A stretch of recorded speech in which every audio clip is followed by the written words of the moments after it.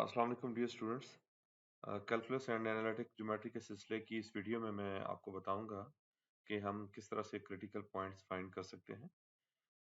Critical points जो हैं वो असल में क्या होते हैं, वो इंटीरियर पॉइंट्स किसी डोमेन के होते हैं। ठीक है, फंक्शन की डोमेन है हमारे पास, सपोज वो गिवन है, तो उसके इंटीरियर पॉइंट्स होते हैं और उन पॉइंट्स के ऊपर या तो उसका फंक्शन का डेरिवेटिव जो एफ प्राइम होता है वो या ज़ीरो होता है या वो हमारे पास क्या होता है, अनडिफाइंड होता है। ऐसे तमाम पॉइंट्स जिन पे फंक्शन का डेरिवेटिव जो है या ज़ीरो होगा या अनडिफाइंड होगा, उनको हम क्रिटिकल पॉइंट्स कहेंगे। इनमें से जिन पे F point prime of x जो है वो ज़ीरो होता है, उनका एक और नाम भी है जिनको हम स्टेशनरी कहते हैं।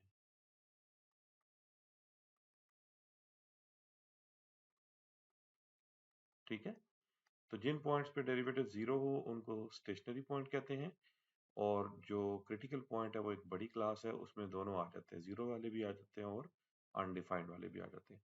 तो मैं आपको कुछ एग्जांपल्स करवाऊंगा जिनमें हम कैलकुलेट करेंगे स्टेशनरी पॉइंट्स। तो आपके सामने जो क्वेश्चंस मैंने दिए हुए हैं, ये दोनों जो है ये क्यूबिक इक्वेशन है। इनमें से एक इक्वेशन मैं सॉल्व कर लेता हूँ, फिर एक आपकी प्रैक्टिस के लिए है।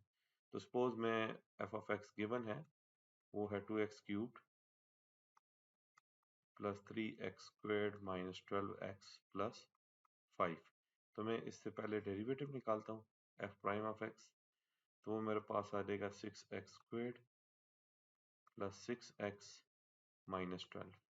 तो अब मैं लिखूंगा फॉर सी पीस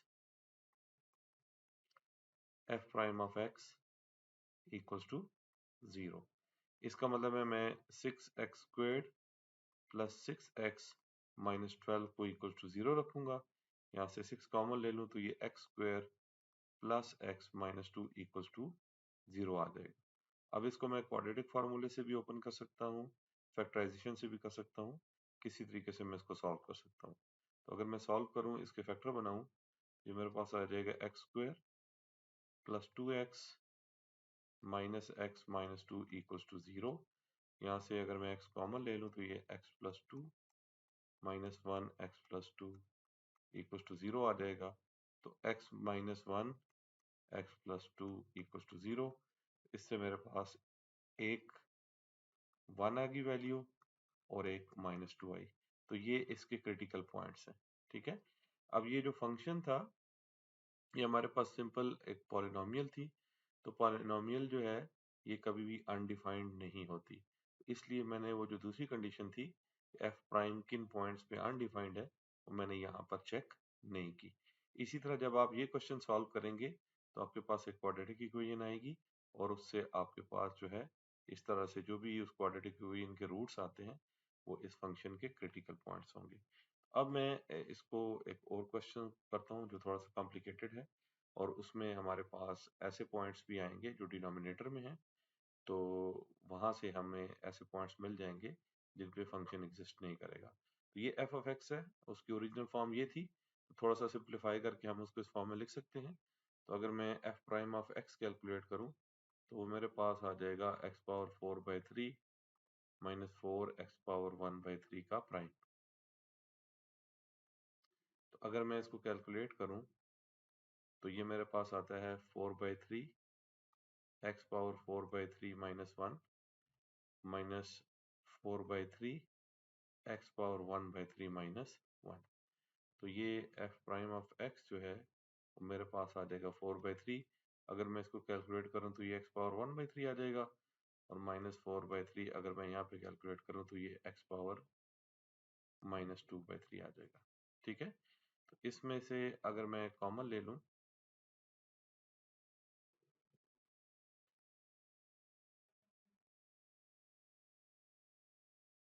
4/3 कॉमन ले लूं, ठीक है, और साथ एक्स पावर, बल्कि 4/3 कॉमन लेता हूँ, अंदर आ जाएगा x⁻1/3 माइनस x⁻−2/3, और इसका फिर मैं एलसीएम ले लेता हूँ तो ये 4/3 आ जाएगा, और यहाँ पे क्या आएगा x⁻1/3 माइनस 1/x⁻2/3।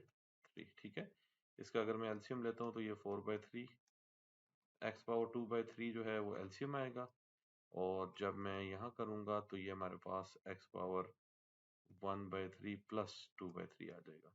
यानी ये जो डिनोमिनेटर है इसको इससे मैं डिवाइड करूंगा, जो आंसर आएगा उसको इससे मल्टीप्लाई करूंगा। माइनस जब इधर डिवाइड करूँ तो ये 1 आ जाएगा। इसका मतलब ये है कि मेरे पास जो एफ प्राइम ऑफ एक्स है उसकी जो वैल्यू है वो मेरे पास आ जाएगी 4/3, और यहाँ से आ जाएगी, ये आ जाएगा x-1, ठीक है, और डिवाइडेड बाय मेरे पास क्या आ जाएगा x⁻²/3। तो ये मेरे पास आ गया एफ प्राइम ऑफ एक्स। आप देखें ये जो सारा टाइम मेरा लगा है ये सिर्फ डेरिवेटिव कैलकुलेट करने में लगा है। तो अगर आपको डेरिवेटिव आपकी कैलकुलेशन अच्छी है तो आपके लिए क्रिटिकल पॉइंट फाइंड करना मसला नहीं होगा। तो अब मेरे पास ये जो फंक्शन है इसको मैं एक दफ़ा f prime of x equal to 0 ले लेता हूँ। जब मैं इसको 0 लूंगा तो 4/3 x-1 over x⁻²/3 equal to 0 हो जाएगा। ये 4/3 जो है ये दूसरी तरफ जाके 3/4 मल्टीप्लाई हो जाएगा तो ये भी 0 हो जाएगा, और यहाँ से x⁻²/3 ये भी उधर जाएगा, ये भी 0 हो जाएगा। तो हमारे पास सिर्फ क्या रहेगा x-1 इक्वल टू 0, और यहाँ से अगर मैं कैलकुलेट करता हूँ तो x इक्वल टू 1 जो है ये एक क्रिटिकल पॉइंट मेरे पास आ जाता है। लेकिन ये तो वो कंडीशन थी जब मैंने f प्राइम ऑफ x को इक्वल टू 0 रखा था। अब मैं f प्राइम ऑफ x को अनडिफाइंड लेता हूँ, तो अनडिफाइंड के लिए ये जो फंक्शन होते हैं जिनका डिनोमिनेटर होता है हम उन डिनोमिनेटर को इक्वल टू 0 ले लेते हैं। f prime of x undefined, उसके लिए मैं क्या करूंगा, पुट x⁻²/3 इक्वल टू 0, यानी डिनोमिनेटर को इक्वल टू 0 ले लूंगा। यहाँ से x की वैल्यू क्या आ जाएगी, 0 आ जाएगी। तो ये भी हमारे पास क्या है, ये एक और क्रिटिकल पॉइंट है। इसमें एक बात याद रखिएगा कि जो अनडिफाइंड वाले क्रिटिकल पॉइंट्स हैं उनको वापस फंक्शन में पुट करके देख लें, ठीक है। अगर फंक्शन उस पॉइंट पर अनडिफाइंड है तो फिर उसको सीपी की लिस्ट में से हम, या क्रिटिकल पॉइंट की लिस्ट में से निकाल लेंगे। अगर फंक्शन उस पॉइंट पर डिफाइंड है, डेरिवेटिव डिफाइंड नहीं है, तो हम उसको सीपीज में रखेंगे। यानी अगर मैं इसमें 0 पुट करता हूँ तो ये 0 माइनस 0 ही आ जाएगा। तो इसका मतलब ये है कि ये जो फंक्शन है ये 0 पे डिफाइंड है, इसलिए यहाँ पे x इक्वल टू 0 जो है वो क्रिटिकल पॉइंट है। इसको फर्दर एक्सप्लेन करने के लिए मैं एक लास्ट एग्जांपल की तरफ जाता हूँ, एक और एग्जांपल की तरफ। मिसाल के तौर पे मेरे पास ये f ऑफ x है, तो ये मैं f prime of x calculate करता हूँ। तो ये क्या आएगा, ये हमारे पास x-2 का स्क्वायर आ जाएगा, और ऊपर x-2 साथ क्या आएगा, इसका डेरिवेटिव 2x आ जाएगा, और फिर माइनस x² - 3 आएगा, और साथ इसका डेरिवेटिव 1 आ जाएगा। ये f प्राइम ऑफ x जो है ये मेरे पास आ जाएगा 2x² - 4x, यहाँ पे माइनस x² + 3 आ जाएगा, और डिवाइडेड बाय x-2 का स्क्वायर आ जाएगा।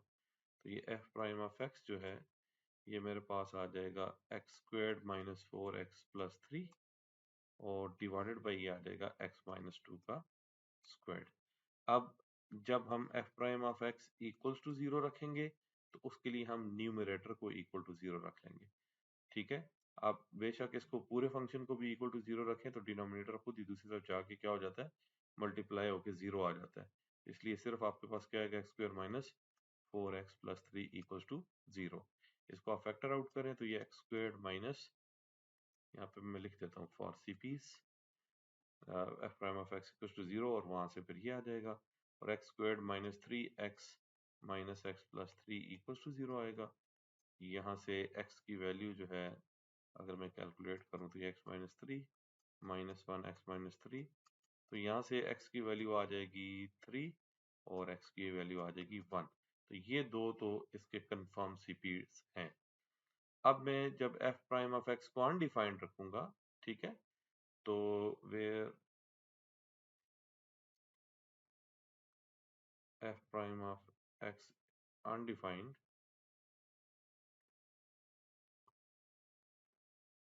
उसके लिए मुझे क्या रखना पड़ेगा, इसके डिनोमिनेटर को इक्वल टू 0 रखना पड़ेगा।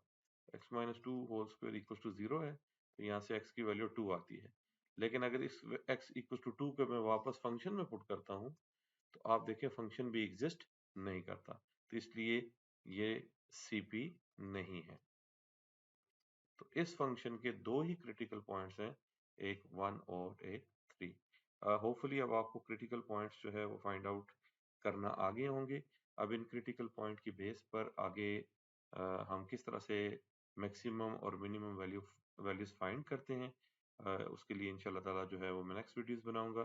तब तक के लिए मुझे इजाज़त दीजिएगा। अल्लाह हाफिज़।